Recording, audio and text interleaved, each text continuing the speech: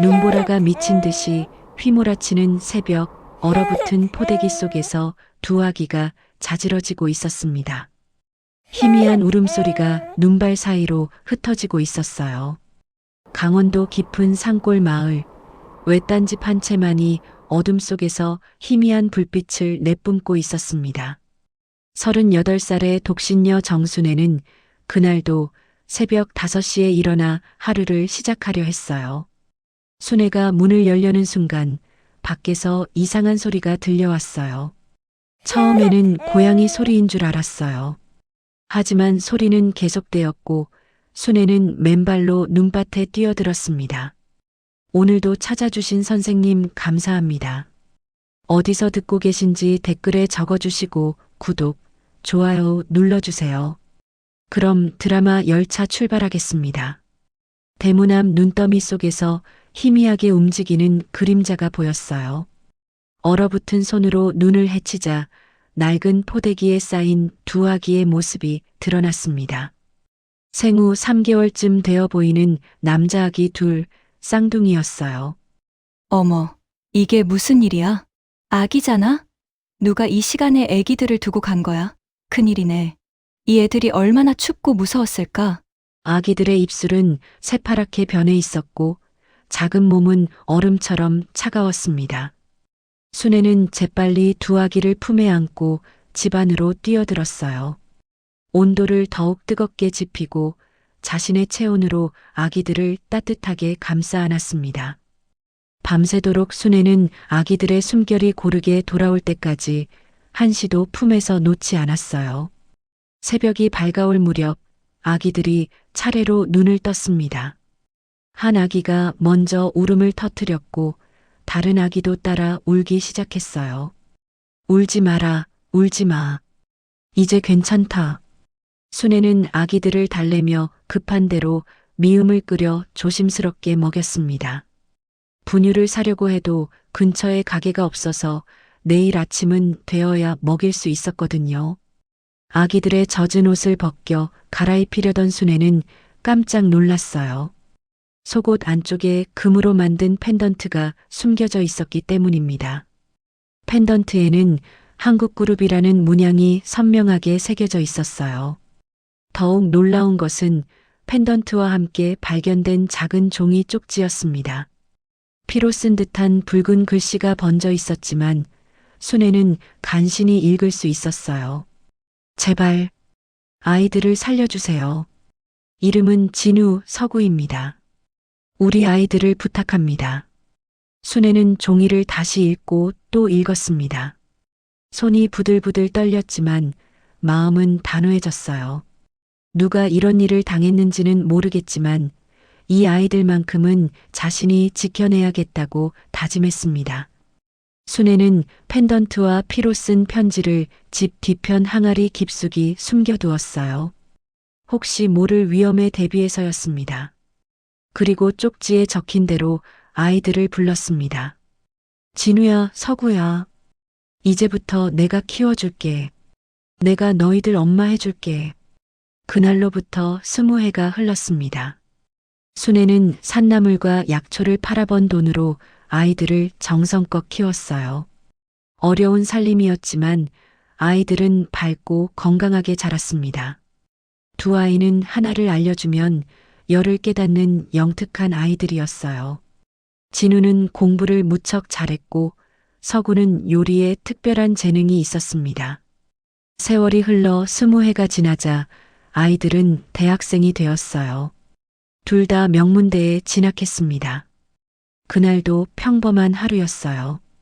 진우는 서울에서 열린 대학생 IT 경진대회에서 대상을 받았다며 기뻐하고 있었습니다. 엄마, 제가 1등 했어요. 진우가 휴대전화 화면을 순애에게 보여줬어요. TV 뉴스에서 진우가 인터뷰하는 모습이 나오고 있었습니다. 아이고, 우리 진우가 정말 대단하구나.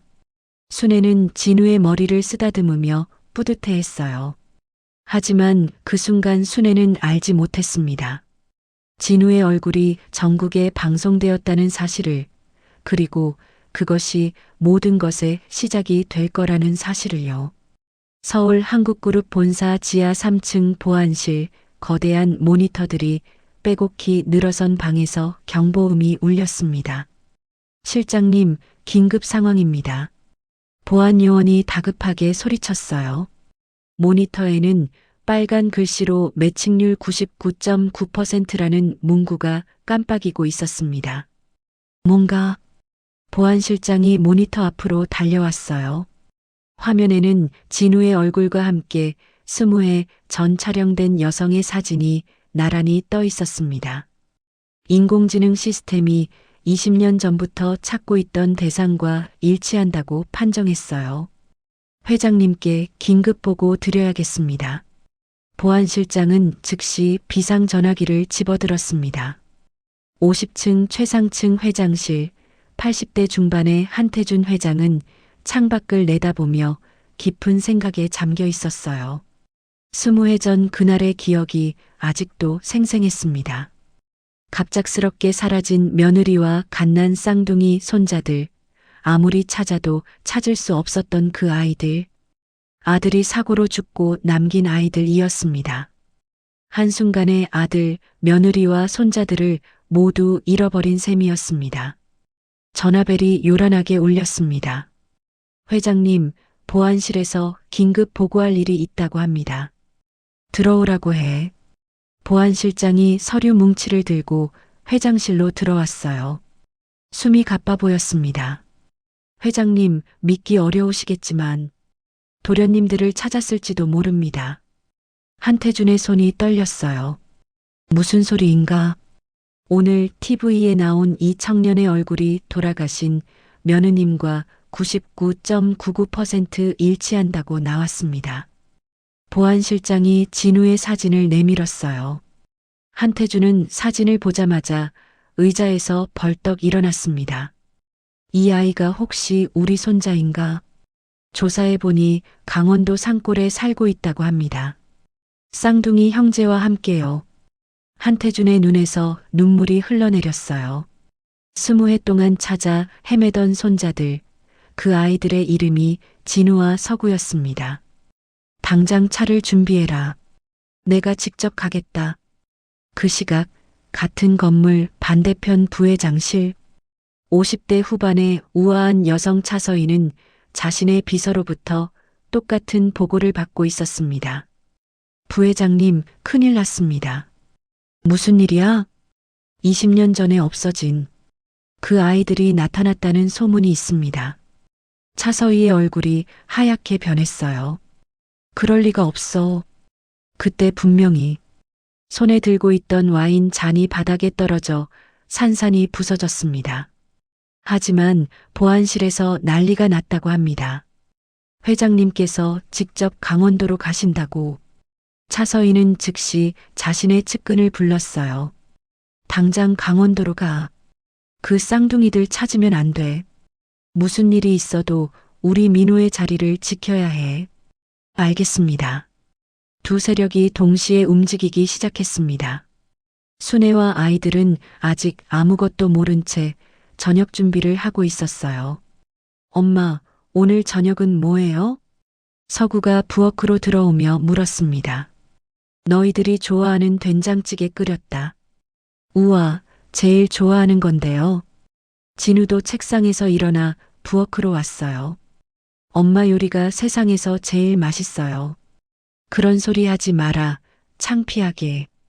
순애는 웃으며 아이들의 밥그릇에 밥을 퍼주었습니다.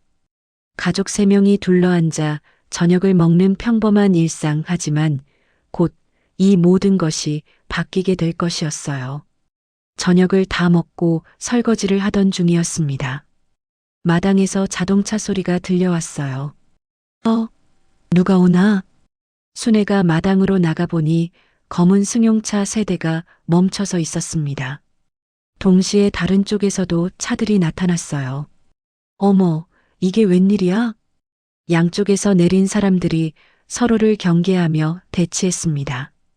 순애는 무슨 일인지 알 수 없어 당황했어요. 그때 하늘에서 헬리콥터 소리가 들려왔습니다. 모든 사람이 하늘을 올려다봤어요. 헬기 한 대가 마당에 착륙했습니다.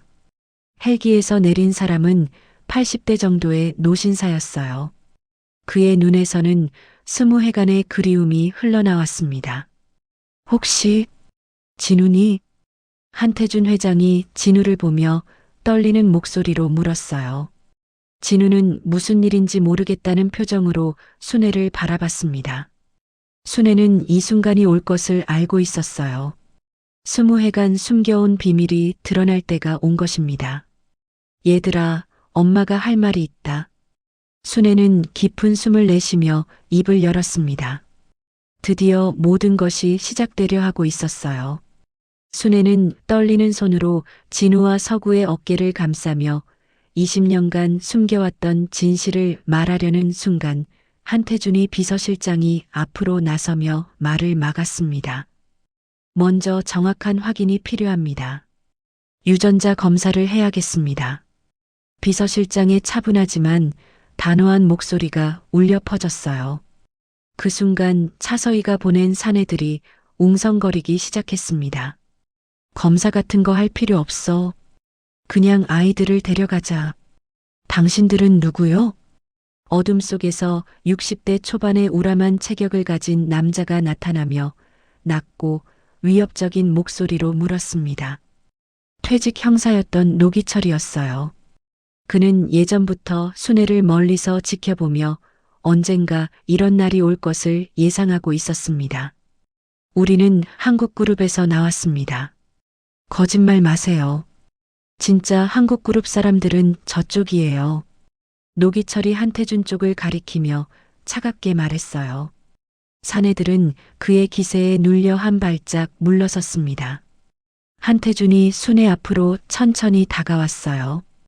80대의 노인이었지만 눈빛만큼은 또렷했고 그 눈에는 20회간 손주를 찾아 헤맨 간절함과 그리움이 가득 담겨 있었습니다.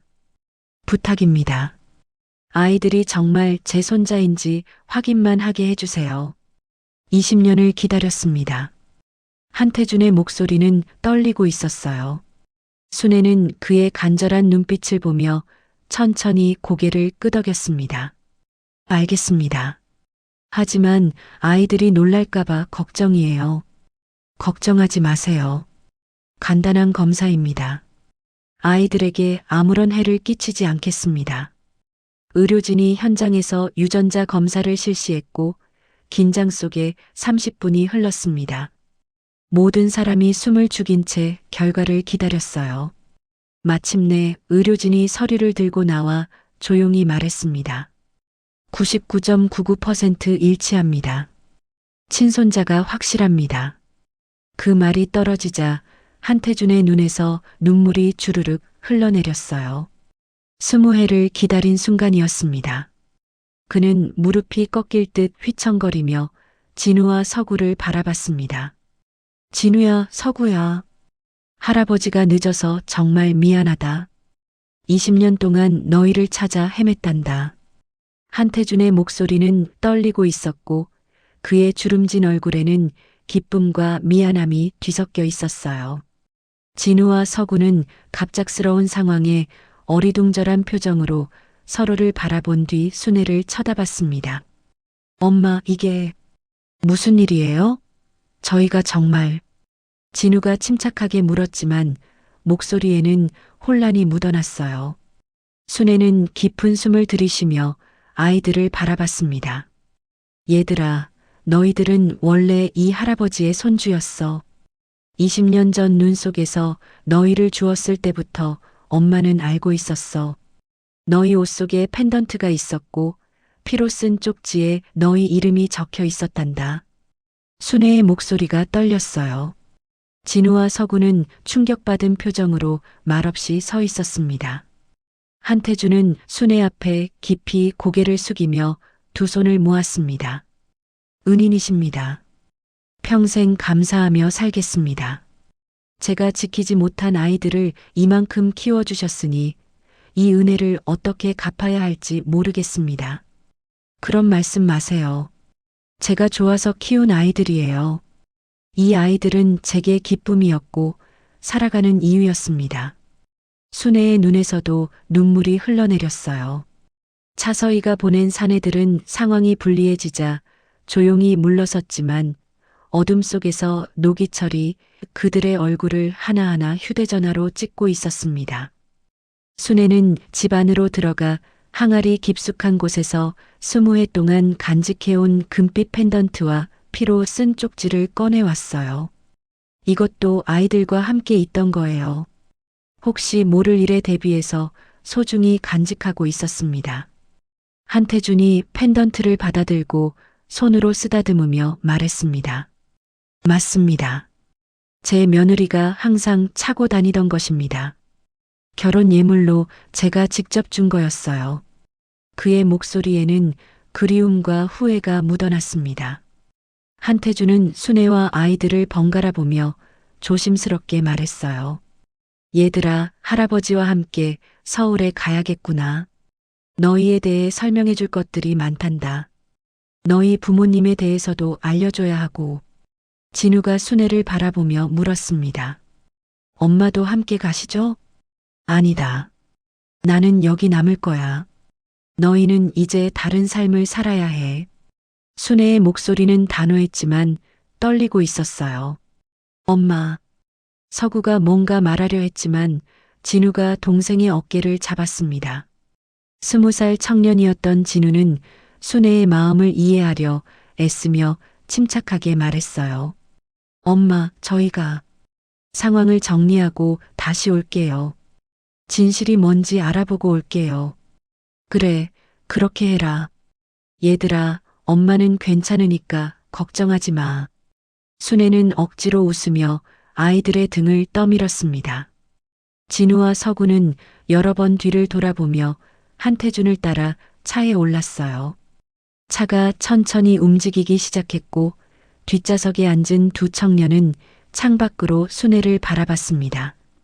순애는 대문 앞에 서서 손을 흔들며 웃고 있었지만 차가 시야에서 완전히 사라지자 그 자리에 주저앉아 버렸어요. 20해 동안 참았던 눈물이 터져 나왔습니다. 잘 가거라. 행복하게 살아라. 밤이 깊어갔고 순애는 빈 집안에서 홀로 눈물을 흘렸어요. 그동안 아이들의 목소리로 가득했던 집은 이제 너무나 고요하고 차가웠습니다. 아이들 방문을 열어보니 책상 위에 놓인 공책과 펜이 그대로 있었고 벽에는 어릴 적 사진들이 붙어 있었습니다. 순애는 사진을 어루만지며 한참을 울었어요. 자정이 지났을 무렵 집 밖에서 희미한 인기척이 들렸습니다.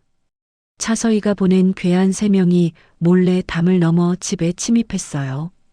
그들은 조용히 해야 한다며 서로 눈짓을 주고받으며 집안을 뒤지기 시작했습니다.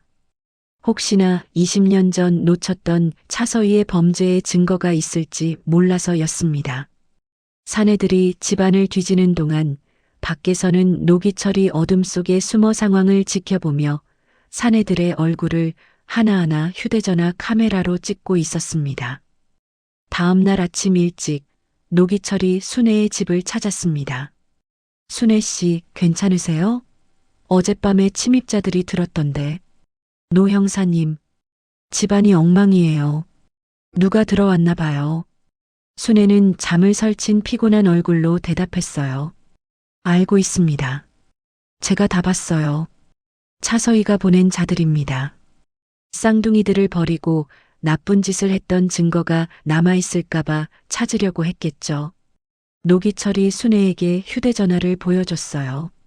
사내들의 얼굴이 선명하게 찍혀 있었습니다. 이제 준비할 시간입니다. 순애 씨. 진우와 서구를 지키려면 우리도 싸워야 해요. 차서희는 가만히 있지 않을 겁니다. 서울로 가는 차 안, 진우와 서구는 침묵 속에 앉아 있었습니다. 한태준이 조심스럽게 입을 열었어요. 너희 어머니는 20년 전 사고로 돌아가셨단다. 그때 너희를 누군가 데려갔고 우리는 지금까지 찾아 헤맸어. 저희 어머니가 돌아가셨다고요? 서구가 놀라며 물었습니다. 그래, 미안하다. 할아버지가 너희를 지키지 못했어. 한태준의 목소리에는 깊은 후회가 묻어났어요. 진우가 조용히 물었습니다. 그럼 누가 저희를 데려간 건가요? 왜 엄마, 아니, 순애 어머니에게 저희를 맡긴 건가요? 그것까지는 아직 모른다. 하지만 반드시 알아낼 거야. 차 안이 다시 침묵에 잠겼습니다. 진우는 창밖을 보며 생각했어요. 20해 동안 자신을 키워준 순애, 그 따뜻한 손길과 희생을 떠올리며 마음속으로 다짐했습니다. 엄마, 진실을 알아낼게요. 그리고 다시 찾아뵐게요.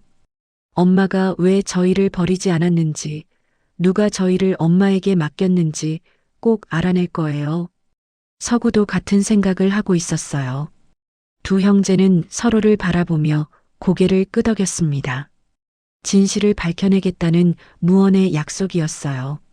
서울 한국그룹 저택에 도착했을 때 진우와 서구는 화려하지만 낯선 대저택을 바라봤습니다. 넓은 정원과 거대한 건물, 수영장까지 갖춘 저택은 마치 궁전 같았지만 두 청년의 마음속에는 순애에 대한 그리움만이 가득했어요. 여기가 너희 집이란다. 천천히 적응하면 돼. 한태준이 다정하게 말했지만 진우와 서구는 묵묵히 고개만 끄덕였습니다. 넓은 방과 푹신한 침대, 가득한 책들, 모든 것이 완벽했지만 두 청년에게는 아무 의미가 없었어요. 그날 밤 산골집에서는 순애가 빈 식탁을 바라보며 눈물을 흘리고 있었고 서울 저택에서는 진우와 서구가 각자의 방에서 진실을 찾겠다고 다짐하며 밤을 지새웠습니다. 20해간 숨겨졌던 비밀이 이제 서서히 드러나려 하고 있었어요. 서울 한국그룹 저택에서의 사흘째 아침이 밝았습니다. 진우와 서구는 각자의 방에서 잠을 깨며 여전히 낯선 천장을 바라봤어요. 화려한 샹들리에와 고급 가구들로 가득한 방이었지만 두 청년에게는 산골집의 낡은 온돌방이 더 그리웠습니다. 도련님들, 아침 식사 준비되었습니다. 집사가 공손하게 문을 두드렸어요. 진우와 서구는 어색하게 식당으로 내려갔습니다. 긴 테이블에는 온갖 음식이 차려져 있었지만 순애가 끓여주던 된장찌개 한 그릇만 못했어요. 한태준이 다정하게 웃으며 자리를 권했습니다. 잘 잤니? 입맛에 안 맞으면 다른 걸로 준비하라고 할게. 아니에요, 할아버지. 감사합니다. 진우가 공손하게 대답했지만 식사 내내 두 청년은 말이 없었어요. 한태준은 손자들이 적응하는데 시간이 필요하다는 걸 알고 있었기에 재촉하지 않았습니다. 식사를 마치고 서재로 향하던 중이었어요. 복도에서 50대 후반의 우아한 여성과 마주쳤습니다. 완벽하게 차려입은 옷차림과 세련된 헤어스타일 하지만 그녀의 눈빛은 차갑고 날카로웠어요. 아, 너희가 진우와 서구구나. 나는 차서희야. 회장님의 부인이지. 너희 할머니 뻘 되는 사람이야. 차서희는 완벽한 미소를 지으며 다가왔지만 그 미소 뒤에는 경계심이 숨어 있었습니다. 안녕하세요. 진우와 서구가 동시에 인사했어요. 차서희는 두 청년을 위아래로 훑어보며 입꼬리를 살짝 올렸습니다. 산골에서 자랐다더니 그래도 한국그룹 핏줄은 속일 수 없나 보네. 얼굴은 괜찮구나. 참, 너희 진짜 할머니는 20해 전에 돌아가셨어. 내가 재혼해서 들어온 지 19년쯤 됐지. 그녀의 말투에는 은근한 무시가 묻어났어요. 진우는 차서희의 눈빛에서 환영받지 못한다는 것을 직감적으로 느꼈습니다. 며칠이 지났습니다. 진우는 한국그룹 계열사에서 인턴으로 일하기 시작했고 서구는 저택에서 할아버지와 시간을 보내며 회사 업무를 배우고 있었어요. 하지만 밤이 되면 두 형제는 서로의 방을 오가며 순애와 통화하곤 했습니다. 엄마, 잘 지내세요? 그럼 엄마는 잘 지내고 있어. 너희는? 저희도 적응하려고 노력하고 있어요. 순애의 목소리를 들으면 두 청년은 위로가 되었지만 동시에 그리움도 더 커졌어요. 일주일이 지난 어느 날 차서희가 진우와 서구를 자신의 응접실로 불렀습니다. 화려하게 꾸며진 방에는 차서희와 변호사 두 명이 앉아 있었어요. 앉아라. 할 이야기가 있어. 차서희의 목소리는 부드러웠지만 명령조였습니다. 진우와 서구가 소파에 앉자 변호사가 서류 뭉치를 테이블 위에 올려놓았어요. 이게 뭔가요? 진우가 조심스럽게 물었습니다. 상속권 포기 각서야. 너희가 20해 동안 행방불명이었으니 회사 경영에는 참여할 수 없어. 대신 적당한 보상금을 줄 테니 서명하면 돼. 차서희는 마치 당연한 일이라는 듯 말했어요. 진우는 서류를 집어들고 천천히 읽기 시작했습니다. 서구도 형의 어깨 너머로 내용을 확인했어요. 서류에는 한국그룹에 대한 모든 권리를 포기한다는 내용이 빼곡히 적혀 있었습니다. 죄송하지만 서명할 수 없습니다. 진우가 서류를 도로 테이블 위에 올려놓으며 단호하게 말했어요. 뭐? 차서희의 얼굴이 순식간에 굳어졌습니다. 저희는 할아버지를 만난 지 얼마 되지 않았고 아직 상황 파악도 제대로 못했습니다. 성급하게 결정할 수 없어요. 진우의 목소리는 침착했지만 단호했어요. IT 분야에서 뛰어난 능력을 인정받은 20살 청년답게 그는 이런 서류가 얼마나 위험한지 정확히 알고 있었습니다. 그래, 생각해 볼 시간을 주지. 하지만 너무 오래 걸리면 곤란한 일이 생길 수도 있어. 차서희의 목소리에는 분명한 위협이 담겨 있었어요. 그녀의 눈빛이 차갑게 변하며 두 청년을 노려봤습니다. 그날 밤 서구는 잠이 오지 않아 저택을 돌아다니고 있었습니다.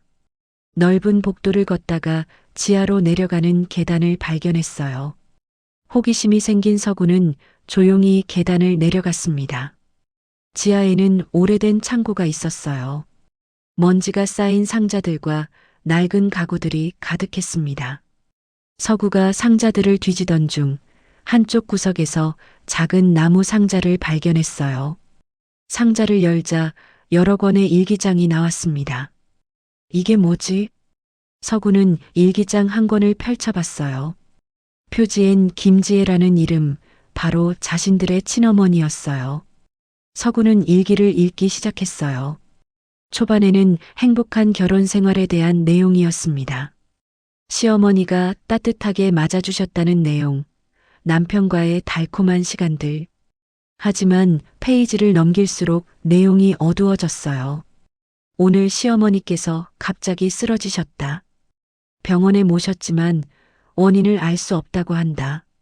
너무 걱정된다. 시어머니께서 돌아가셨다. 너무 갑작스러웠다. 장례식장에서 차서희라는 여자를 처음 봤다. 회장님의 오랜 친구라고 했는데 묘하게 불편한 느낌이 든다. 장례 후 한 달도 안 돼서 회장님과 차서희가 재혼했다. 너무 빠른 것 아닌가?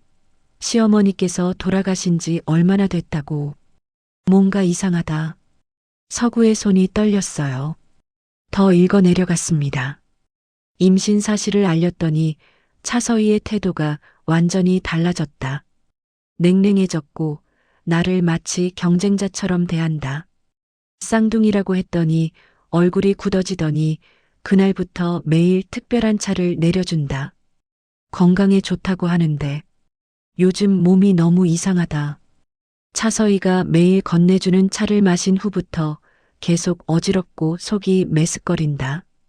병원에 가고 싶지만 차서희가 산부인과 주치의를 바꿔버렸다. 새로운 의사는 차서희 사람인 것 같다. 아무리 증상을 말해도 괜찮다고만 한다. 무서워. 혹시 차에 뭔가 탄 건 아닐까? 시어머니도 갑자기 돌아가셨는데. 설마 차서희가? 아니야, 그럴 리 없어. 내가 너무 예민한가. 하지만 만약을 대비해서 이 일기를 숨겨둬야겠다. 남편에게 말하려 했지만 차서희가 남편을 해외 출장 보내버렸다. 석 달이나 갈 거라고 한다. 나 혼자 이 집에 남겨졌다. 차서희의 눈빛이 점점 더 차가워진다. 아이들만은 지켜야 해. 진우야, 서구야. 엄마가 꼭 지켜줄게. 마지막 페이지에는 떨리는 글씨로 이렇게 쓰여 있었어요. 몸 상태가 너무 안 좋다. 출산 예정일이 다가오는데 자꾸 정신을 잃는다. 어젯밤 차서희와 누군가 대화하는 소리를 들었다. 출산 후 아이들과 함께 처리하라는 말이 들렸다. 두렵다.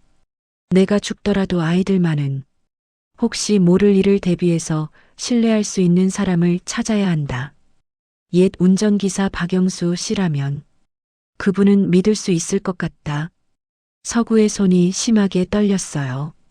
일기장을 더 읽으려는 순간 창고 문이 벌컥 열렸습니다. 거기 누구야?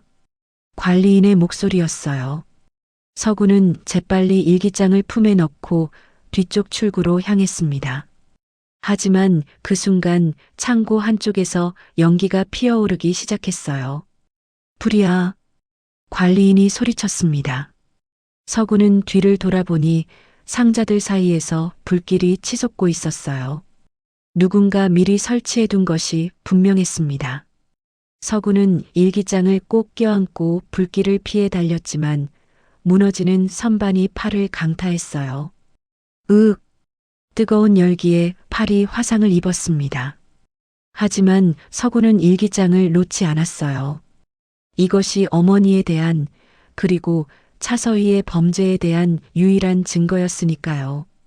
간신히 창고를 빠져나온 서구는 복도에 쓰러졌습니다.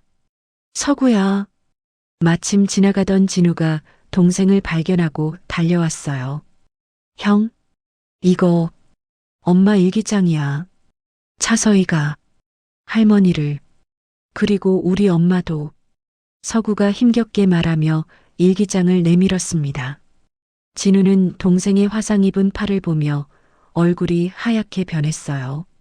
당장 병원 가야 해. 진우가 서구를 부축해 일으켰습니다. 그때 복도 저 끝에서 차서희가 나타나 이쪽을 바라보고 있었어요. 그녀의 얼굴에는 놀람과 분노가 교차했습니다. 그녀는 재빨리 휴대전화를 꺼내 어디론가 전화를 걸었어요. 다음 날 서구는 병원에서 치료를 받고 돌아왔어요. 팔에는 붕대가 감겨 있었지만 일기장은 무사했습니다. 진우와 서구는 방문을 잠그고 일기를 함께 읽었어요. 형, 우리 할머니도 어머니도 차서희한테 당한 거야? 서구의 목소리가 떨렸습니다. 그런 것 같아. 그리고 우리도 죽을 뻔했던 거지. 누군가 우리를 구해준 게 순의 엄마였고, 진우는 일기에 반복적으로 나오는 이름들을 가리켰어요. 차서희, 그리고 박영수. 두 형제는 서로를 바라보며 분노와 슬픔, 그리고 결의를 느꼈습니다. 형, 박영수라는 운전기사를 찾아야 해. 그분이 우리를 순의 엄마에게 데려간 사람일 거야. 그래. 하지만 조심해야 해. 차서희가 이미 눈치챘을 거야. 하지만 시련은 거기서 끝나지 않았어요. 사흘 후 진우가 인턴으로 일하던 회사에서 긴급 소집이 있었습니다. 보안팀장이 심각한 얼굴로 진우 앞에 섰어요. 한진우 씨, 어젯밤 회사 서버에 해킹 시도가 있었습니다. IP 추적 결과 당신 계정에서 접속한 것으로 나타났어요. 네, 그럴 리가 없는데요. 저는 어젯밤 내내 집에 있었습니다. 진우가 당황하며 반박했지만 증거는 명백했어요. 그의 계정으로 불법 접속이 시도되었고 중요한 기업 기밀에 접근하려 한 흔적이 있었습니다. 일단 조사가 끝날 때까지 출근 정지입니다. 경찰 조사도 받아야 할 겁니다. 진우는 억울했지만 어쩔 수 없었어요. 누군가 자신을 함정에 빠뜨린 것이 분명했습니다. 집으로 돌아온 진우는 서구에게 상황을 설명했어요. 형, 차서희가 한 거야. 분명해. 우리를 완전히 몰아내려는 거지. 나도 그렇게 생각해. 일기장을 발견한 것도 알고 우리가 진실을 캐고 있다는 걸 알았어. 두 형제는 그날 밤 오랫동안 이야기를 나눴습니다. 순애에게 전화를 걸어 상황을 설명하려 했지만 엄마를 걱정시키고 싶지 않아서 참았어요. 대신 두 사람은 증거를 모으고 차서희의 정체를 밝혀내기로 다짐했습니다. 하지만 그들은 알지 못했어요. 차서희의 계획이 이제 막 시작되었다는 것을, 그리고 곧 더 큰 위기가 다가올 것이라는 사실을요. 일주일이 지났지만 진우의 해킹 누명은 벗겨지지 않았습니다. 오히려 증거가 더 쌓여가고 있었어요. 회사에서는 경찰 고발을 검토 중이라는 소식까지 들려왔습니다. 서구의 팔 화상도 아직 완전히 낫지 않았고 두 형제는 저택 안에서 숨죽이며 지내고 있었어요. 그날도 진우는 자신의 방에서 컴퓨터로 해킹 흔적을 역추적하고 있었습니다. 누군가 자신의 계정을 복제해서 사용했다는 증거를 찾아내려 애쓰고 있었어요. 서구는 형 옆에 앉아 일기장을 다시 읽으며 박영수라는 운전기사에 대한 단서를 찾고 있었습니다. 형, 일기에 보면 박영수 씨가 20해 전에 이 집 전속 운전기사였대. 엄마가 유일하게 믿었던 사람이었어. 지금도 어딘가에 살아계실 거야. 찾아야 해. 그분이 우리를 순애 엄마에게 데려간 사람이라면 그날 밤 무슨 일이 있었는지 알 거야. 두 형제가 대화를 나누던 중 진우의 휴대전화가 울렸어요. 노기철이었습니다. 진우야, 큰일 났어. 순애 씨가 서울로 올라왔다가 납치당했어. 네, 엄마가요? 진우가 벌떡 일어서며 소리쳤습니다. 서구도 놀라서 형을 바라봤어요. 너희가 걱정돼서 서울역까지 왔다가 괴한들한테 끌려갔어. 내가 뒤따라갔는데 차를 놓쳤어. CCTV를 추적 중이지만 시간이 걸려. 노기철의 목소리는 다급했습니다. 형사님, 제가 찾아볼게요. 위치 추적할 수 있어요. 진우는 즉시 컴퓨터 앞에 앉았어요. IT 전공자로서 쌓아온 모든 기술을 동원할 때였습니다. 손가락이 키보드 위를 빠르게 움직였고 화면에는 복잡한 코드들이 떠올랐어요. 서구야, 엄마 휴대전화 번호 알지? 응, 여기 있어. 서구가 재빨리 번호를 불러줬습니다. 진우는 통신사 서버에 접속해서 순애의 휴대전화 마지막 신호 위치를 추적하기 시작했어요. 불법이라는 걸 알고 있었지만 엄마를 구하기 위해서라면 무엇이든 할 각오였습니다. 찾았어. 서울 외곽 폐공장 지대야. 전화기 신호가 거기서 끊겼어. 진우가 주소를 노기철에게 전송했습니다. 잘했어, 진우야. 내가 먼저 가볼게. 너희는 집에서 기다려. 안 돼요, 형사님. 저희도 갈게요. 우리 엄마예요. 진우의 목소리는 단호했어요. 서구도 고개를 끄덕이며 형 옆에 섰습니다. 한편 폐공장 창고 안 순애는 의자에 묶여 있었습니다. 입술이 터지고 뺨에는 멍이 들어 있었어요. 차서희가 보낸 괴한 3명이 순애를 에워싸고 있었습니다. 할멈, 순순히 말해. 20해 전 아기들이랑 같이 뭐가 있었어? 괴한 중 한 명이 위협적으로 물었어요. 아무것도 없었어요. 아기들이랑 포대기, 그리고 펜던트뿐이었어요. 순애가 힘겹게 대답했습니다. 괴한이 순애의 머리채를 잡아 끌며 소리쳤어요. 거짓말하지 마. 펜던트만 있었을 리 없어. 편지나 뭔가 다른 거 없었어? 정말 없었어요. 이 할멈이. 괴한이 순애의 뺨을 후려쳤습니다. 순애는 고개를 떨구며 눈물을 흘렸어요. 하지만 입을 열지 않았습니다. 한지혜의 편지와 작은 녹음 테이프는 노기철에게 맡겨둔 상태였고 절대로 그 사실을 말할 수 없었어요. 부회장님께서 오신다. 직접 신문하시겠대. 한 괴한이 전화를 끊으며 말했습니다. 30분쯤 지나자 창고 문이 열리며 차서희가 들어왔어요. 그녀는 하이힐을 신고 우아하게 걸어왔지만 눈빛은 얼음처럼 차갑고 날카로웠습니다. 정순애 씨, 그렇게 부르면 되나요? 당신이 그 산골 여자였군요. 차서희가 비웃으며 말했어요. 순애는 고개를 들어 차서희를 똑바로 바라봤습니다. 당신이 우리 아이들을 죽이려고 한 거였군요. 순애가 떨리는 목소리로 말했습니다. 그랬어야 했는데 박영수 그 바보가 명령을 어겼지. 쌍둥이를 처리하라고 했는데 당신한테 맡긴 거야. 20해 동안 죽은 줄 알았는데 TV에 나오더군요. 차서희는 순애 앞에 쪼그려 앉으며 차갑게 말했어요. 순애는 그녀의 말을 듣고 온몸이 떨렸습니다. 어떻게 그런 짓을 할 수 있어요? 갓난아기들을 죽이라니. 한지에 그 여자가 죽기 전에 아이들을 박영수한테 맡겼어요.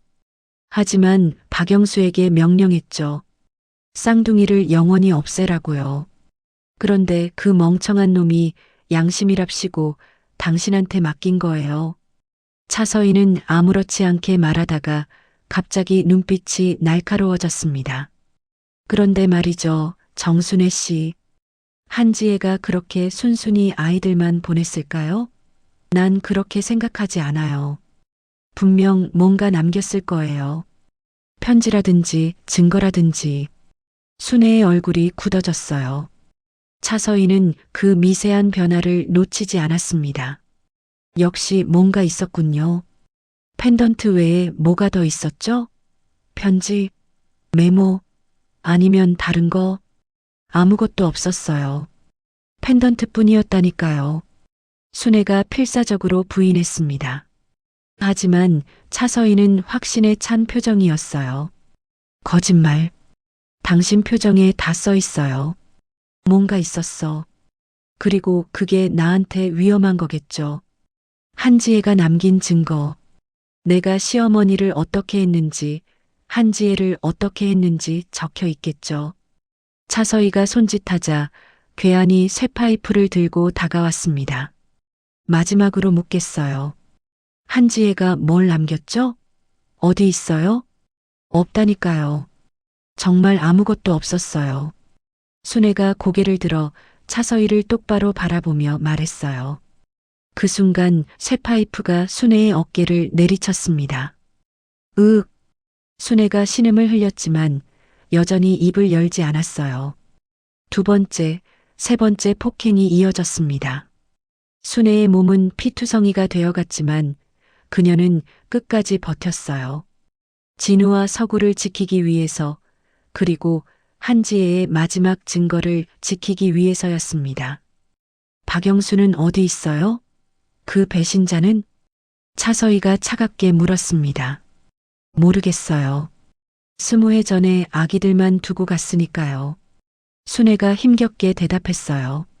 사실이었습니다. 박영수는 20해 전 눈 내리던 밤 아기들과 함께 편지와 작은 녹음 테이프를 남기고 사라졌어요. 순애는 그 후로 박영수를 본 적이 없었습니다. 쓸모없는 할멈. 차서희가 짜증스럽게 돌아서려는 순간 괴한 중 한 명이 보고했습니다. 부회장님, 박영수를 찾았습니다. 경기도 요양원에 있대요. 요양원? 네, 1년 전부터 말기 암 투병 중이라고 합니다. 얼마 못 산대요. 차서희의 입꼬리가 올라갔어요. 좋아. 그 늙은이한테 가봐야겠네요. 그 사람이 한지혜한테 뭘 받았는지, 어디에 숨겨뒀는지 캐내야죠. 그녀는 순애를 차갑게 내려다보며 말했습니다. 이 여자는 산골집에 데려다 놔. 집을 완전히 뒤집어. 편지든 뭐든 찾아내. 만약 못 찾으면 집재로 불태워버려. 같은 시각 진우와 서구는 노기철과 함께 폐공장으로 달려가고 있었습니다. 차 안에서 진우는 주먹을 불끈 쥐고 있었어요. 서구도 창밖을 보며 입술을 깨물고 있었습니다. 진우야, 너희는 밖에서 대기해. 위험해. 안 돼요, 형사님.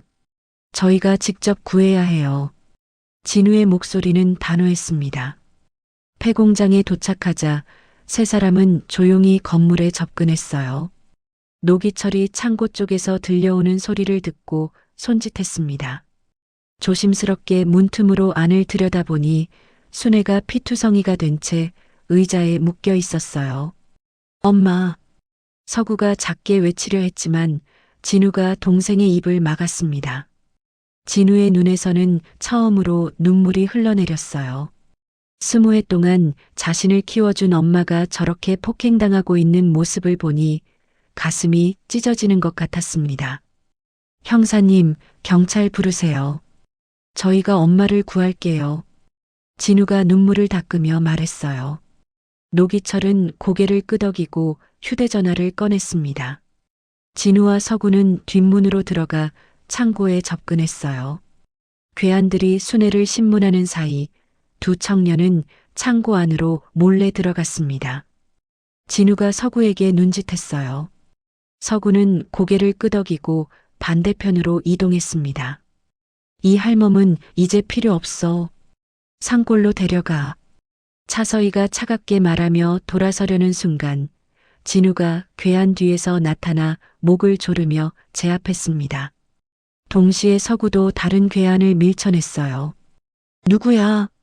엄마 손대지 마. 진우가 소리치며 괴한과 몸싸움을 벌였습니다. 20살 청년의 힘은 만만치 않았어요. 서구도 화상 입은 팔을 쓰지 못했지만 엄마를 지키기 위해 필사적으로 싸웠습니다. 진우야, 서구야. 순애가 아들들을 보고 눈물을 흘렸어요. 혼란 속에서 노기철이 경찰과 함께 들이닥쳤습니다. 경찰이다. 모두 손들어. 괴한들은 체포되었고 차서희는 당황한 표정으로 뒤로 물러섰어요.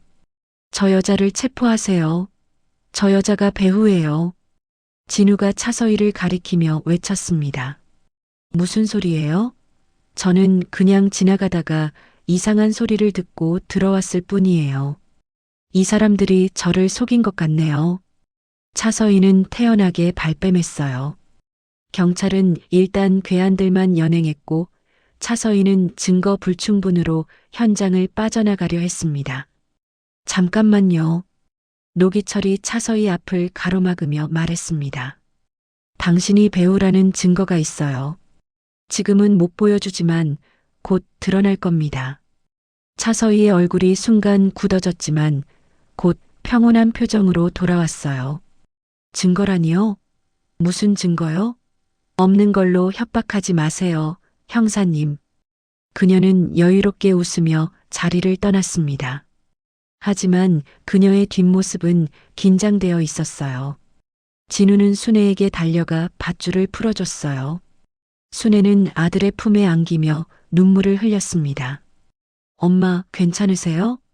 병원 가야 해요. 괜찮아. 너희들이 무사해서 다행이야. 순애는 피투성이가 된 얼굴로 웃으며 아들들을 꼭 안았습니다. 진우와 서구도 엄마를 껴안으며 함께 울었어요. 엄마, 이제 우리가 지킬게요. 더 이상 혼자 두지 않을게요. 진우가 다짐하듯 말했습니다. 서구도 고개를 끄덕이며 엄마의 손을 꼭 잡았어요. 노기철이 다가와 순애의 상처를 확인하며 말했습니다. 순애 씨, 당장 병원 가셔야겠어요. 저놈들 전부 구속시킬 테니 걱정 마세요. 형사님, 박영수라는 사람을 찾아야 해요. 요양원에 있대요. 그분이 우리 아이들을 구해준 분이에요. 순애가 힘겹게 말했습니다. 알겠습니다. 제가 찾아볼게요. 일단 치료부터 받으세요. 구급차가 도착했고 순애는 진우와 서구의 부축을 받으며 구급차에 올랐어요. 병원으로 가는 길 세 사람은 서로의 손을 꼭 잡고 있었습니다. 노기철은 뒤에 남아 경찰과 이야기하며 생각했습니다. 한지혜의 편지와 녹음 테이프, 그 증거를 언제 어떻게 공개할 것인가. 차서희는 이미 박영수를 찾으려 움직이고 있었고 시간이 많지 않았어요. 하지만 그들은 알지 못했어요. 차서희가 이미 박영수를 찾아 움직이고 있다는 것을, 그리고 더 큰 음모가 기다리고 있다는 사실을요. 순애는 병원에서 사흘간 입원 치료를 받았습니다. 갈비뼈 2대가 금이 갔고 어깨와 팔에 심한 타박상을 입었어요. 하지만 순애는 병실에서도 진우와 서구를 걱정하며 하루에도 몇 번씩 전화를 걸었습니다. 얘들아, 너희 괜찮니? 회사는 어떻게 됐어? 엄마, 걱정 마세요. 저희 괜찮아요. 엄마나 빨리 나으세요. 진우가 안심시키듯 말했지만 실상은 그렇지 않았어요. 해킹 사건은 여전히 진행 중이었고 회사에서는 진우를 해고하려는 움직임까지 보이고 있었습니다. 이틀째 되는 날 노기철이 진우와 서구를 만났어요. 조용한 카페에서 세 사람은 마주 앉았습니다. 진우야, 서구야.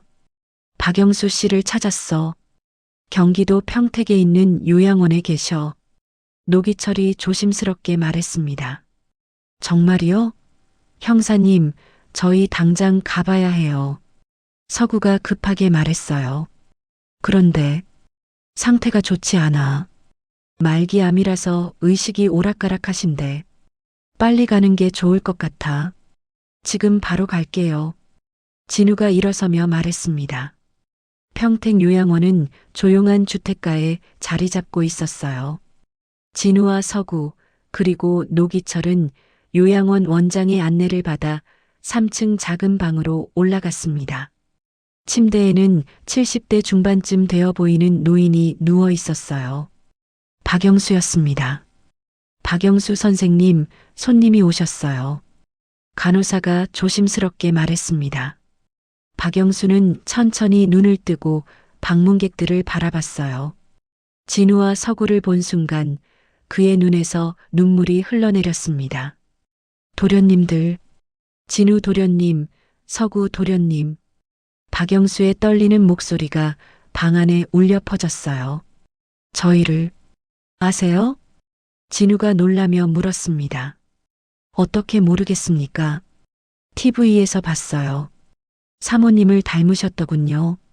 지혜 사모님을요. 박영수는 침대에서 일어나려 했지만 힘이 없었어요. 진우가 재빨리 다가가 노인을 부축했습니다. 편히 계세요. 저희 친어머니에 대해 알고 싶어서 왔어요. 그리고 20해 전 그날 밤 무슨 일이 있었는지. 서구도 침대 옆으로 다가왔어요. 박영수는 두 청년의 얼굴을 번갈아 보며 한참을 울었습니다. 죄송합니다. 정말 죄송합니다. 20년 동안 매일 밤 악몽을 꿨습니다. 박영수가 떨리는 손으로 두 청년의 손을 잡았어요. 무슨 일이 있었는지 말씀해 주세요. 저희 어머니는 어떻게 돌아가신 건가요? 진우가 조용히 물었습니다. 박영수는 깊은 숨을 들이쉬며 입을 열었어요. 사모님께서는 출산 직후 돌아가셨습니다. 도련님들을 낳으시고 1시간도 안 돼서. 박영수의 목소리가 떨렸습니다. 차서희 부회장이 마님께 계속 이상한 차를 드렸어요. 임신 중에도 매일같이요. 저는 전속 운전기사였지만 마님을 모시며 가까이서 지켜봤습니다. 마님의 얼굴이 날로 창백해지는 걸 봤어요. 병원에 가고 싶다고 하셔도 차 부회장이 막았습니다. 진우와 서구는 숨을 죽이고 듣고 있었어요. 출산 전날 밤 사모님께서 저를 몰래 부르셨어요. 그리고 이걸 주셨습니다. 박영수는 침대 옆 서랍을 열었습니다. 손이 떨려서 몇 번이나 헛짚었어요. 노기철이 도와서 서랍을 열자 낡은 봉투 하나가 나왔습니다.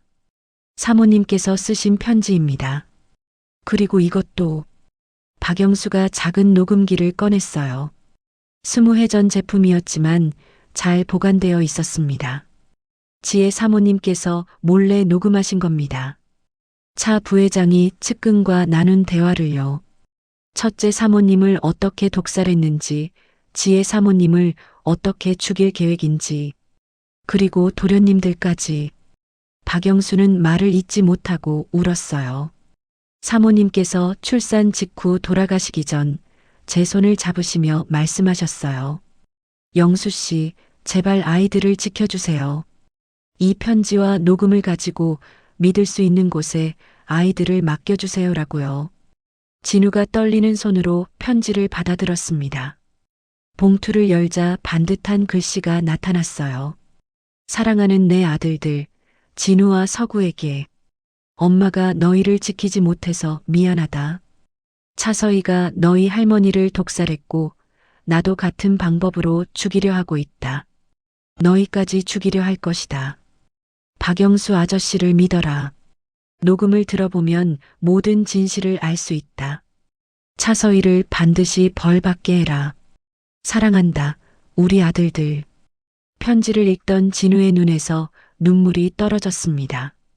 서구도 옆에서 같이 읽으며 울고 있었어요. 그래서 저는 사모님의 유언대로 도련님들을 안전한 곳에 모셨습니다. 하지만 차 부회장이 저를 불러 명령했어요. 쌍둥이를 없애라고요. 저는 차마 그럴 수 없었습니다. 박영수가 고개를 숙이며 말했어요. 그래서 강원도 산골까지 운전해서 갔습니다. 눈이 많이 내리던 밤이었어요. 작은 집 한 채가 보였고 불빛이 따뜻해 보였습니다. 문 앞에 도련님들을 두고 편지와 펜던트를 함께 넣어드렸습니다. 녹음기는 제가 보관하기로 했어요. 혹시라도 필요할 때를 대비해서요. 그럼 정순의 어머니에게는? 서구가 물었습니다. 그 댁 여자분께서 아침에 도련님들을 발견하셨을 겁니다. 저는 멀리서 확인만 하고 돌아왔어요. 차 부회장한테는 처리했다고 거짓 보고를 했습니다. 박영수는 두 손을 모으며 계속 사과했어요. 20년 동안 매일 도련님들 생각을 했습니다. 제대로 잘하고 계신지, 행복하신지. 1년 전 암 진단을 받고 나서는 더욱 괴로웠어요. 이대로 죽으면 안 된다고 생각했습니다. 그래서 노 형사님을 찾아뵙고 모든 걸 고백했어요. 그리고 민호 도련님께도 말씀드렸습니다. 민호요? 한민호 삼촌님 말씀이시죠? 진우가 놀라며 물었습니다. 네. 민호 도련님은 회장님과 차 부회장 사이에서 태어나신 분이죠. 도련님들의 삼촌뻘 되시는 분이십니다. 1년 전 제가 모든 진실을 말씀드렸어요. 처음에는 믿지 못하시더니 증거를 보여드리고 나서는 많이 괴로워하셨습니다. 도련님들, 이 녹음을 들어보세요. 차서희의 범죄가 다 담겨 있습니다. 박영수가 녹음기를 건넸습니다. 진우가 재생 버튼을 눌렀어요. 20년 전 녹음이었지만 음질은 선명했습니다. 사모님은 완벽하게 처리했어. 독극물도 검출 안 됐고. 차서희의 목소리였어요. 부인, 그런데 며느리는 어떻게 하실 겁니까? 다른 남자 목소리가 들렸습니다. 김지혜, 똑같은 방법으로 천천히. 임신 중이니까 유산시키고 그 다음에 처리하면 돼. 짜증나게 하나도 아니고 쌍둥이라던데. 살려둘 순 없지.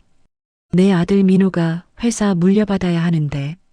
민호를 위해서라면 뭐든 해야지. 아기들까지요? 당연하지. 출산 후 바로 없애. 박영수한테 시킬 거야. 한몫 두둑히 챙겨주면 돼.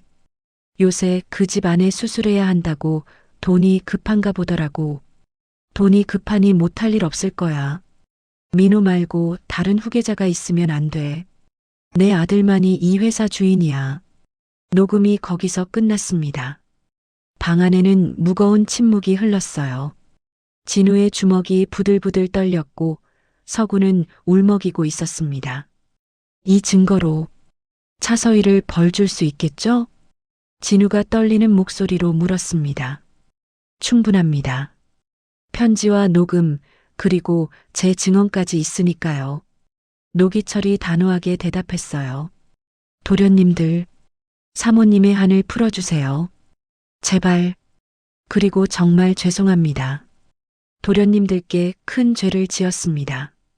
제가 돈이 너무 급했습니다. 박영수가 두 손을 모으며 애원했습니다. 진우와 서구는 동시에 고개를 숙여 인사했어요. 감사합니다. 저희를 순애 엄마에게 맡겨주시고 증거를 지켜주셔서요. 그리고 어려운 고백을 해주셔서요. 이제 편히 쉬세요. 저희가 반드시 엄마의 원한을 갚겠습니다. 서구도 눈물을 닦으며 말했습니다. 일주일 후 한국그룹 본사에서는 긴급 임시이사회가 열렸습니다. 후계자 선정을 위한 중요한 자리였어요. 대회의실에는 20명의 이사들이 앉아 있었고 맨 앞에는 한태준 회장이 자리하고 있었습니다. 오늘은 후계 구도에 대해 논의하겠습니다. 진우와 서구가 돌아왔으니 그들의 능력을 평가해야 합니다. 한태준이 엄숙하게 말했어요. 차서희는 이사석에 앉아 차분한 표정을 유지하고 있었지만 눈빛은 날카로웠습니다. 회장님, 하지만 진우 씨는 해킹 혐의로 조사를 받고 있지 않습니까? 그런 사람이 후계자가 될 수 있을까요? 한 이사가 발언했어요. 차서희의 사람이었습니다. 그건 누명입니다. 증거를 찾고 있습니다. 진우가 침착하게 반박했습니다. 증거가 있다면 보여주시죠. 오늘 여기서 당신의 능력을 증명해야 후계자 논의를 할 수 있습니다. 차서희가 차갑게 말했어요. 좋습니다. 제가 준비한 발표를 하겠습니다. 진우가 자리에서 일어났습니다. 대형 스크린에 프레젠테이션이 떴어요. 한국그룹의 미래 전략에 대한 내용이었습니다. 발표를 시작하기 전 진우는 비서가 준비해준 비타민 음료를 한 모금 마셨어요. 차서희의 입꼬리가 살짝 올라갔습니다. 그 음료에는 환각제가 들어있었거든요. 30분 후면 진우는 헛소리를 하며 망신을 당할 것이었습니다. 하지만 진우는 아무렇지도 않았어요. 진우는 음료를 마신 척만 했다가 몰래 뱉어냈던 것입니다. 진우의 발표는 완벽했습니다. AI 기술을 활용한 새로운 사업 모델, 해외 시장 진출 전략, 구체적인 수치와 데이터까지 모든 것이 치밀하게 준비되어 있었어요. 이사들은 감탄하며 고개를 끄덕였습니다. 차서희는 시간이 지나도 진우가 멀쩡한 것을 보고 당황하기 시작했어요. 분명 환각제를 탔는데 왜 아무 일도 일어나지 않는 걸까요? 훌륭합니다, 진우. 역시 내 손자답군. 한태준이 흐뭇하게 말했어요. 이제 제 차례입니다. 서구가 일어서며 말했습니다. 그는 노트북을 들고 스크린 앞으로 걸어갔어요.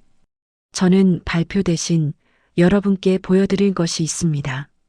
서구가 파일을 열자 대형 스크린에 한지혜의 편지가 떴습니다. 이것은 저희 친어머니 김지혜가 20년 전 돌아가시기 직전에 쓴 편지입니다. 이사회장이 술렁이기 시작했습니다. 차서희의 얼굴이 창백하게 변했어요. 그리고 이것은 어머니가 몰래 녹음하신 내용입니다. 서구가 재생 버튼을 눌렀습니다. 차서희의 목소리가 회의실 전체에 울려 퍼졌어요. 늙은 사모님은 완벽하게 처리했어. 독극물도 검출 안 됐고. 이사들이 충격받은 표정으로 서로를 바라봤습니다. 며느리 김지혜, 똑같은 방법으로 천천히. 임신 중이니까 유산시키고 그 다음에 처리하면 돼. 쌍둥이라던데. 살려둘 순 없지. 내 아들 민호가 회사 물려받아야 하는데. 민호를 위해서라면 뭐든 해야지. 녹음이 끝나자 회의실은 완전한 침묵에 잠겼어요. 한태준은 의자를 붙잡고 일어서려 했지만 힘이 빠져 주저앉았습니다. 거짓말이야. 조작이야. 이건 조작된 녹음이라고. 차서희가 벌떡 일어서며 소리쳤습니다. 조작이 아닙니다. 음성 분석 결과도 가지고 왔습니다. 그리고 증인도 있습니다. 노기철이 회의실 문을 열고 들어왔어요. 그리고 휠체어에 탄 박영수를 밀고 들어왔습니다. 박영수, 내가 살아있었어? 차서희가 경악하며 뒤로 물러섰습니다. 네, 부회장님. 그동안 숨어 살았습니다. 하지만 이제 모든 걸 증언하겠습니다. 박영수가 떨리는 목소리로 말했어요. 이사회는 완전한 혼란에 빠졌습니다. 이사들이 웅성거리며 차서희를 비난하기 시작했어요. 회장님, 회장님. 비서가 다급하게 소리쳤습니다. 한태준이 가슴을 움켜쥐며 쓰러진 것이었어요. 충격이 너무 컸던 겁니다. 할아버지. 진우와 서구가 달려갔지만 한태준은 이미 의식을 잃은 상태였습니다. 혼란 속에서 차서희가 재빨리 회의실을 빠져나갔어요. 노기철이 뒤를 쫓았지만 차서희는 이미 비상계단으로 향하고 있었습니다. 막아. 노기철이 소리쳤지만 차서희는 계단을 올라 옥상으로 도망쳤어요. 옥상 문이 벌컥 열리며 차서희가 뛰어나왔습니다. 바람이 세차게 불고 있었어요. 그녀는 옥상 난간 쪽으로 걸어가며 휴대전화를 꺼냈습니다. 빨리 헬기 보내. 옥상으로. 하지만 그때 옥상 문이 다시 열렸어요. 진우, 서구, 노기철, 그리고 경찰들이 나타났습니다. 차서희, 이제 끝이야. 순순히 따라와. 노기철이 천천히 다가가며 말했습니다. 끝? 웃기지 마. 난 차서희야. 한국그룹 부회장이라고. 차서희가 히스테리컬하게 웃으며 소리쳤습니다. 한 발짝만 더 오면 뛰어내릴 거야. 그녀는 난간에 올라섰어요. 모두가 숨을 죽였습니다. 그때 옥상 문이 또 열렸어요. 23살 청년이 나타났습니다. 한태준 회장과 차서희 사이에서 태어난 아들, 한민호였어요. 어머니, 민호가 낮고 단호한 목소리로 불렀습니다. 민호야, 잘 왔어. 저 애들한테 말해. 엄마는 아무 잘못도 안 했다고. 저 녹음은 조작이야. 차서희가 아들을 보며 외쳤어요. 민호는 천천히 어머니에게 다가갔습니다. 경찰들이 제지하려 했지만 노기철이 손을 들어 막았어요. 진우, 서구, 물러서 있어. 민호가 두 조카에게 반말로 말했습니다. 진우와 서구는 삼촌의 말에 한 발짝 뒤로 물러섰어요. 어머니, 1년 전에 박영수 할아버지한테 모든 걸 들었어요. 민호의 목소리가 떨렸습니다. 뭐라고? 그 배신자가 너한테. 차서희의 얼굴이 일그러졌습니다. 어머니가 할머니를 어떻게 하셨는지, 쌍둥이들 어머니를 어떻게 하셨는지, 그리고 진우와 서구를 죽이려고 하셨다는 것까지 다 들었어요. 민호의 눈에서 눈물이 흘러내렸어요. 민호야, 그건 다 너를 위해서였어. 내가 회사를 물려받아야 하잖아. 저 쌍둥이들이 살아있으면 내 자리가 없어져.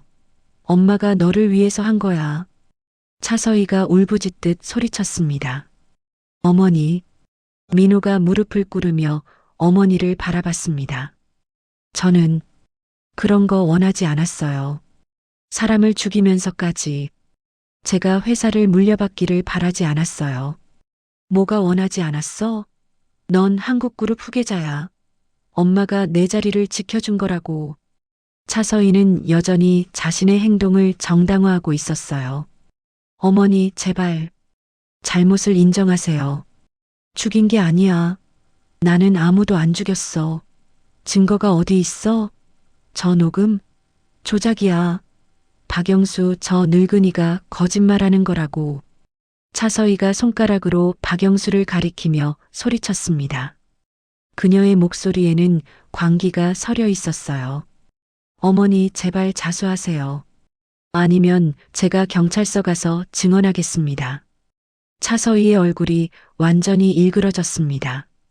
넌 내 아들이잖아. 어떻게 엄마를 배신할 수 있어?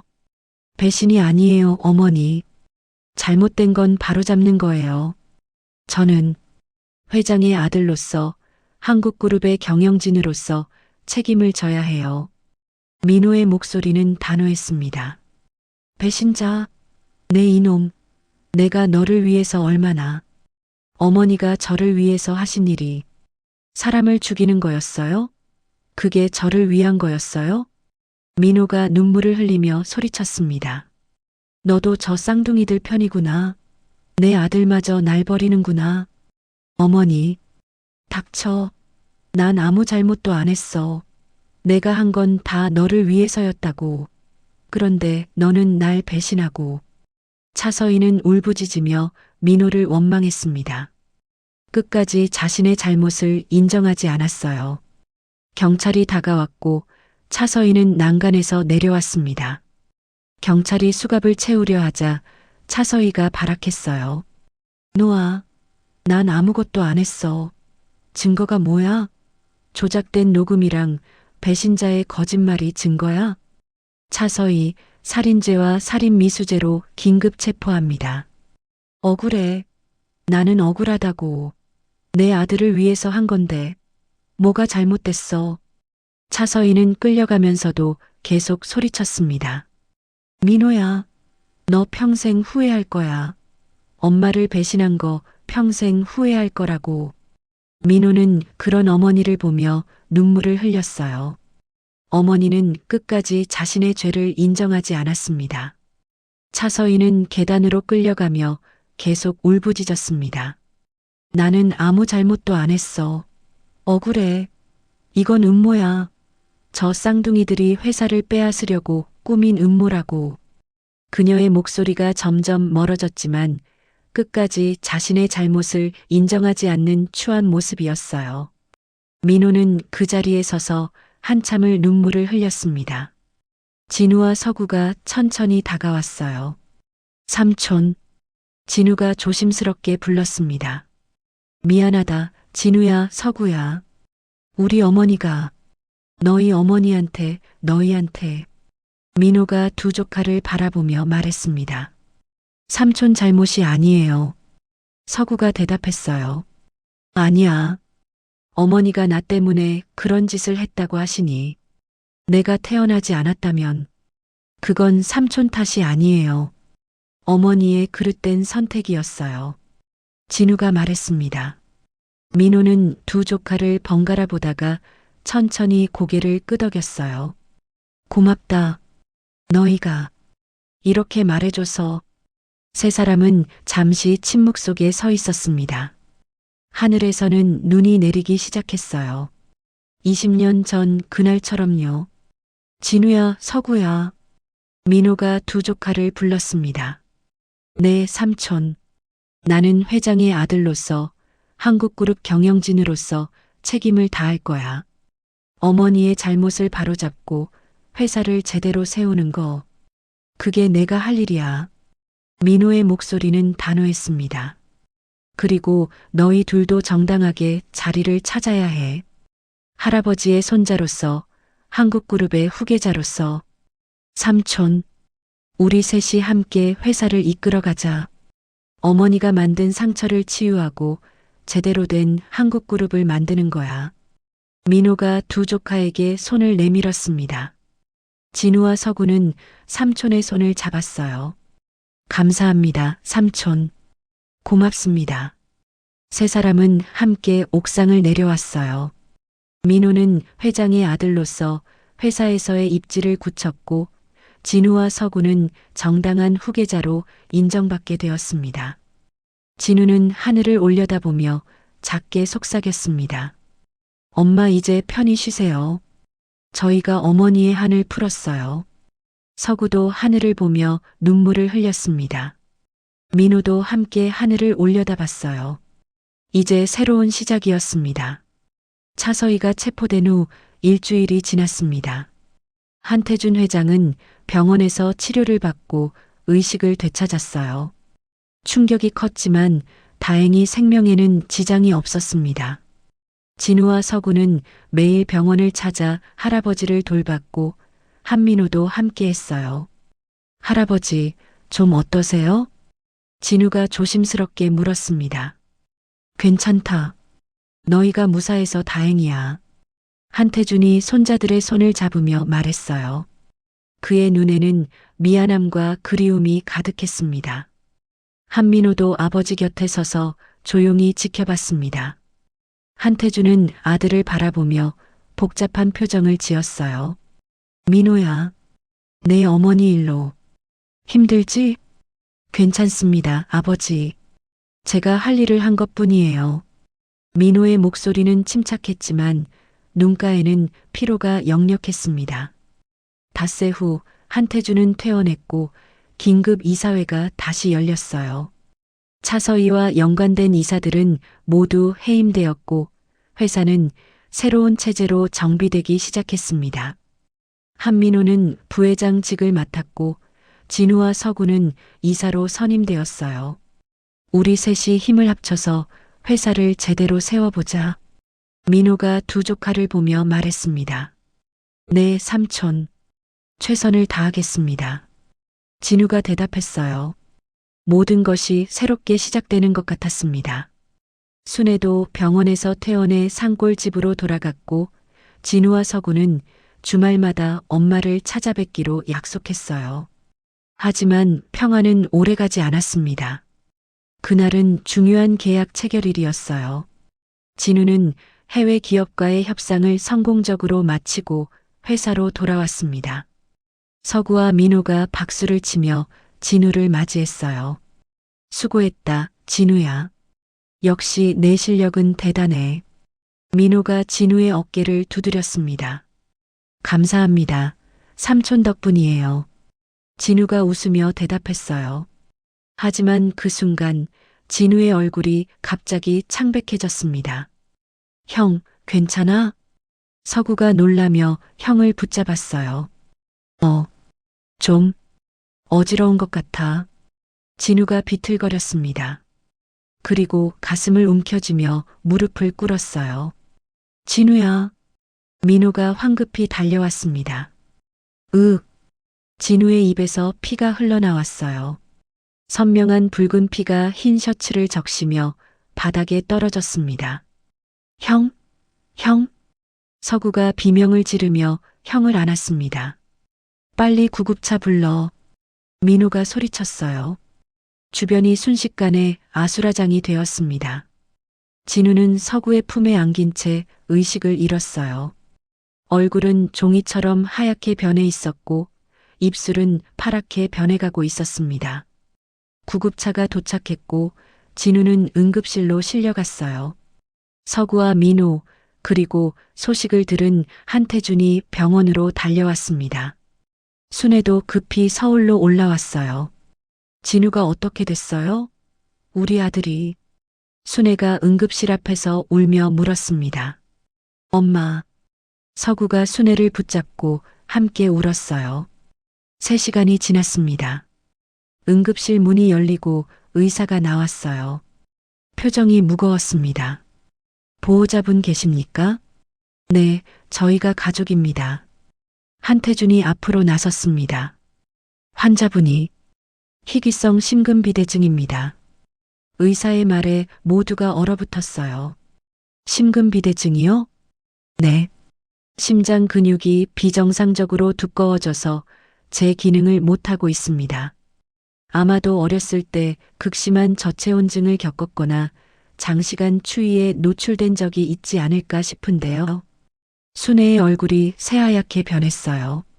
20해 전 눈 내리던 밤 상자 속에서 얼어 죽기 직전이었던 갓난 쌍둥이의 모습이 떠올랐습니다.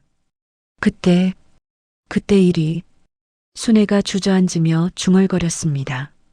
지금 상태가 매우 위중합니다. 48시간 내에 심장 이식을 하지 않으면. 의사가 말을 잇지 못했어요. 모두가 그 의미를 알고 있었습니다. 심장 이식이요? 그럼 빨리 해야 하는 거 아니에요? 서구가 다급하게 물었습니다. 문제는 환자분의 혈액형이 RH-AB형입니다. 매우 희귀한 혈액형이라 적합한 기증자를 찾기가 쉽지 않습니다. 제 심장을 쓰세요. 제가 기증할게요. 서구가 소리쳤습니다. 서구야, 그게 무슨 소리야? 순애가 아들을 붙잡았어요. 엄마, 형은 저 때문에 살아야 해요. 제 심장 주세요. 서구가 울부짖었습니다. 혈액형이 맞으십니까? 의사가 물었어요. 저도 RH-AB형이에요. 쌍둥이니까. 서구의 목소리가 떨렸습니다. 안 돼. 순애가 서구를 꼭 껴안으며 소리쳤어요. 한 아들을 살리려고 다른 아들을 죽일 순 없어. 안 돼. 의사가 난처한 표정으로 말했습니다. 그리고 살아있는 사람의 심장은 이식할 수 없습니다. 뇌사 판정을 받은 기증자가 필요해요. 서구는 그 자리에 주저앉아 울었어요. 민호도 벽에 기대어 고개를 떨구었습니다. 전국 장기이식센터에 긴급 요청을 넣었습니다. 하지만 RH-AB형 기증자는 확률이 매우 낮습니다. 의사의 말이 끝나자 복도는 절망에 잠겼어요. 순애는 중환자실 밖 복도 바닥에 무릎을 꿇었습니다. 두 손을 모으고 하늘을 향해 기도하기 시작했어요. 제발, 제발 우리 아들 살려주세요. 제발. 밤이 깊어갔습니다. 순애는 그 자리에서 움직이지 않았어요. 무릎을 꿇은 채 계속 기도했습니다. 서구도 엄마 옆에 무릎을 꿇고 함께 기도했어요. 형, 제발 살아야 해. 제발. 한태준도 의자에 앉아 손자를 걱정하며 밤을 지새웠습니다. 민호는 복도를 왔다 갔다 하며 전국의 병원에 연락하고 있었어요. 24시간이 지났습니다. 아직 기증자 소식은 없었어요. 그날 오후 뜻밖의 방문객이 나타났습니다. 차서희였어요. 형 집행정지로 일시 석방된 것이었습니다. 어머니, 민호가 놀라며 뒤로 물러섰습니다. 왜 여기 와? 순애가 차서희를 노려보며 물었어요. 안 됐다는 소식 들었어. 진우가 죽어간다며? 차서희가 비웃듯 말했습니다. 그녀의 얼굴에는 연민이라고는 찾아볼 수 없었어요. 당신이 여기 왜 온 거야? 서구가 소리쳤습니다. 제안하러 왔지. 진우를 살릴 방법이 있어. 차서희가 천천히 말했어요. 무슨 소리야? 민호가 경계하며 물었습니다. 내가 아는 사람 중에 RH-AB형이 있어. 지금 해외에 있는데 내가 연락하면 당장 올 수 있지. 차서희의 말에 모두가 숨을 죽였어요. 대신 조건이 있어. 무슨 조건? 한태준이 차갑게 물었습니다. 진우와 서구가 회사 경영권을 완전히 포기하는 거야. 서류에 서명하면 내가 사람 불러올게. 차서희가 가방에서 서류를 꺼냈어요. 이 미친. 민호가 주먹을 불끈 쥐었습니다. 어머니, 지금 사람 목숨 가지고 장난하시는 거예요? 장난이 아니야. 거래야. 진우 목숨이냐, 경영권이냐. 선택해. 차서희는 여전히 악독했습니다. 감옥에 갇혀 있으면서도 끝까지 자신의 이익을 챙기려 하고 있었어요. 서명 안 해. 순애가 소리쳤습니다. 그럼 진우는 죽어. 48시간, 이제 24시간밖에 안 남았어. 차서희가 시계를 보며 말했어요. 당신은 정말. 한태준이 분노로 떨었습니다. 그때 민호의 휴대전화가 울렸어요. 화면을 본 민호의 얼굴이 굳어졌습니다. 산골 마을에 산불이 났대요. 뭐? 순애가 비명을 질렀습니다. 정순의 시집 쪽에서 불이 시작됐다고 합니다. 지금 산 전체로 번지고 있대요. 민호가 떨리는 목소리로 말했어요. 우리 집이. 순애가 주저앉았습니다. 20해 동안 아이들과 함께 살았던 집, 모든 추억이 담긴 그곳이 불타고 있었어요. 차서희가 의미심장하게 웃었습니다. 어머, 큰일이네. 혹시 집에 중요한 게 있었나? 그녀의 말투에서 순애는 직감했어요. 이것도 차서희가 꾸민 일이라는 것을요. 김지혜의 편지와 증거들을 태우려는 것이었습니다. 당신이 시킨 거지? 순애가 차서희를 노려봤습니다. 증거 있어? 난 여기 있었잖아. 차서희는 태연하게 웃었어요. 순애는 바닥에 주저앉아 통곡했습니다. 한쪽에서는 진우가 죽어가고 있었고 다른 한쪽에서는 집이 불타고 있었어요. 모든 것이 무너져 내리는 것 같았습니다. 엄마, 서구가 순애를 껴안았어요. 우리 어떡하지? 진우는, 우리 집은, 순애는 서구의 품에서 울었습니다. 평생 강하게 살아왔던 순애였지만 이 순간만큼은 무너질 수밖에 없었어요. 중환자실에서는 진우의 심장 박동이 점점 약해지고 있었습니다. 모니터의 선들이 불규칙하게 움직이고 있었어요. 의료진이 분주하게 움직였지만 기증자 없이는 할 수 있는 게 없었습니다. 진우야, 버텨라. 제발. 민호도 눈물을 흘렸습니다. 한태주는 의자에 앉아 고개를 떨구고 있었어요. 80평생 모든 것을 이룬 사람이었지만 손자 하나 살리지 못하는 자신이 한없이 무력했습니다. 차서희는 여전히 복도에 서서 차갑게 웃고 있었어요. 24시간. 아니, 이제 23시간 남았네. 시간은 흐르고 있어. 빨리 결정하는 게 좋을 거야. 그녀는 서류를 흔들며 말했습니다. 순애는 바닥에서 일어나 중환자실 유리창으로 다가갔어요. 침대에 누워있는 진우의 모습이 보였습니다. 창백한 얼굴, 온갖 기계에 연결된 몸, 가까스로 숨을 쉬고 있는 아들을 보며 순애는 또다시 무릎을 꿇었습니다.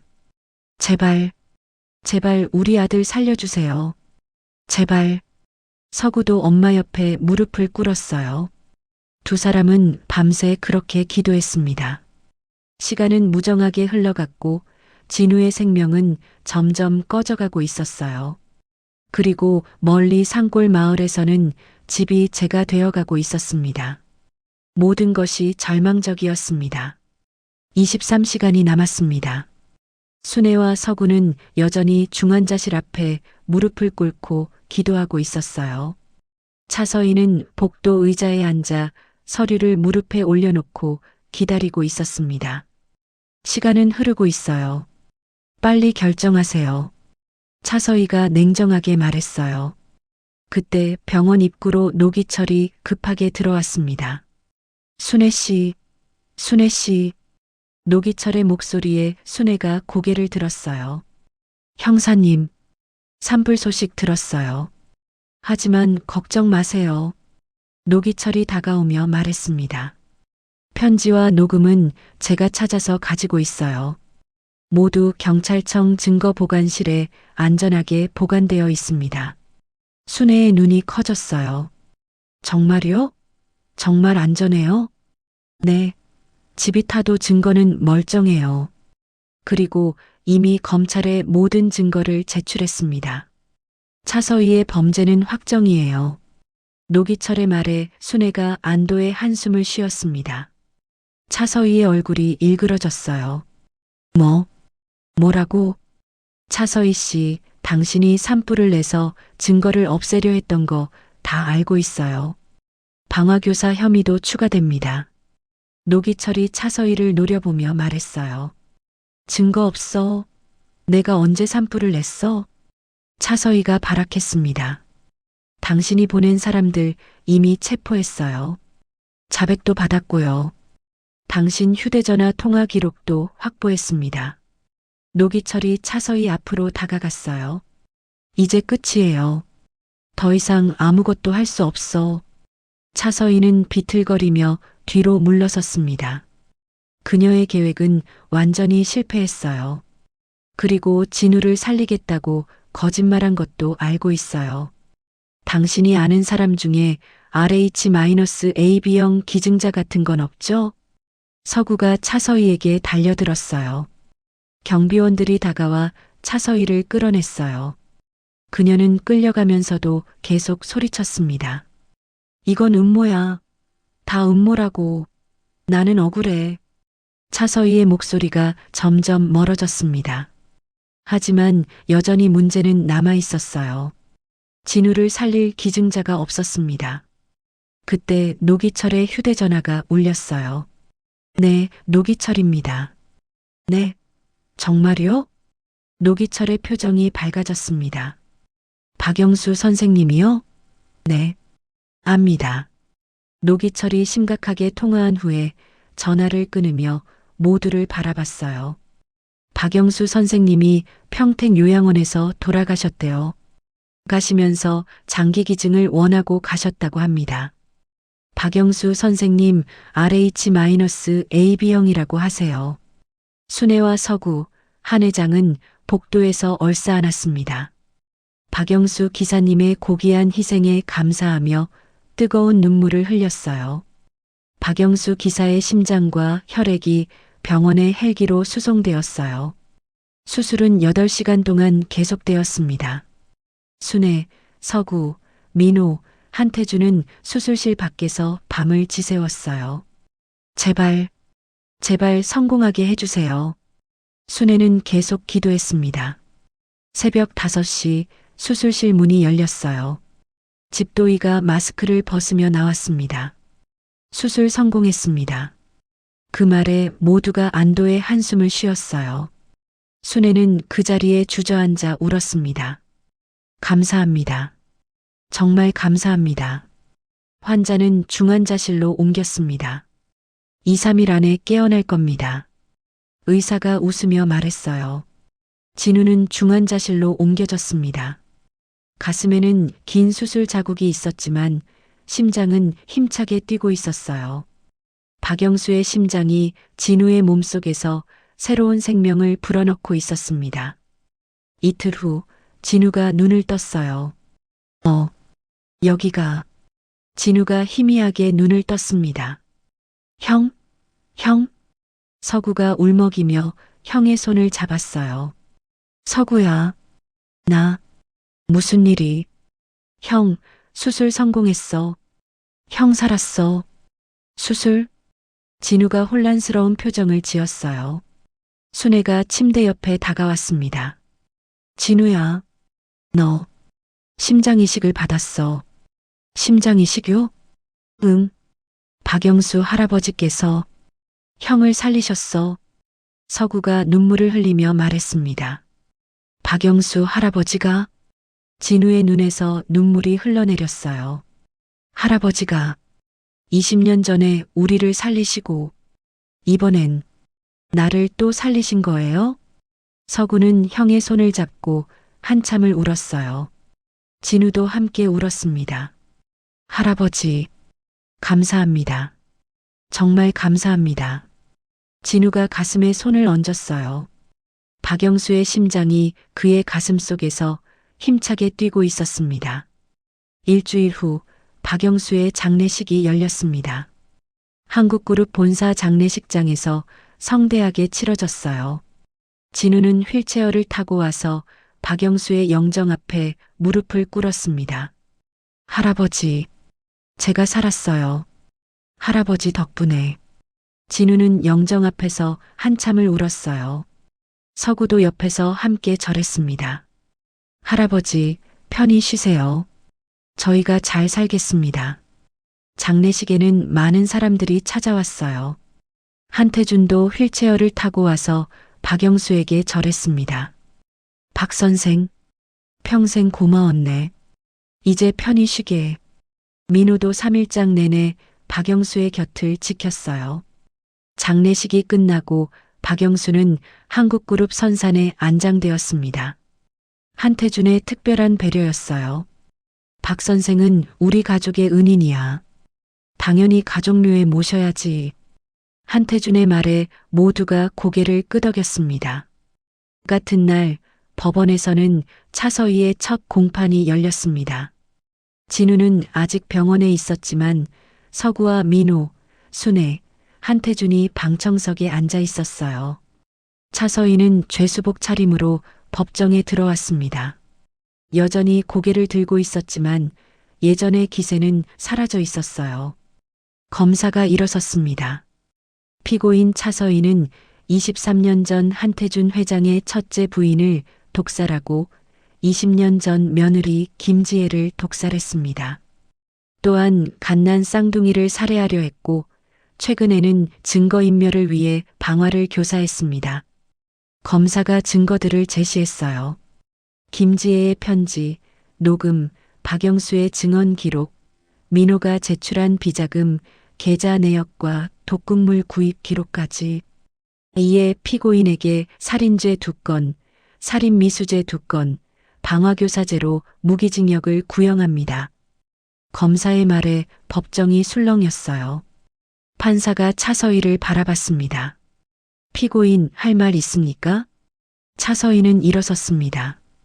그리고 방청석의 민호를 똑바로 바라봤어요. 나는 내 아들을 위해서 한 거야. 그게 뭐가 잘못됐어? 여전히 반성하지 않는 목소리였습니다. 피고인은 여전히 자신의 죄를 인정하지 않는군요. 판사가 한숨을 쉬었어요. 판결은 다음 주에 선고하겠습니다.